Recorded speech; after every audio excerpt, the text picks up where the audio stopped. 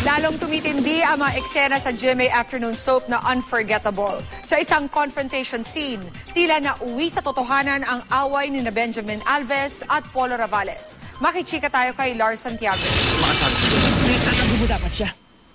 Hindi ikaw mismo nagdiin sa kanya. Eksena ito sa GMA Afternoon series na Unforgettable. Ang magkaribal na karakter ni na Benjamin Alves at Polo Ravales nagkainitan. Kahit kailan. Pero sa tindi raw ng mga tagpo, ang kunwaring away, nauwi raw sa totohanan.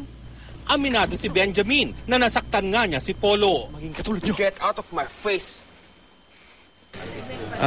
To analyze it, confrontation mano a mano between man to man. So kinakailangan po na tumaas po yung energy. At it's unfortunate that nadala lang po kami ng eksena, yun lang po yan. Agad naman daw humingi ng paumanhin si Benjamin, kaya di na humantong sa di pagkakaunawaan ang nangyari. So ang importante po is what happens after. Nagkaayos-ayos naman po kami.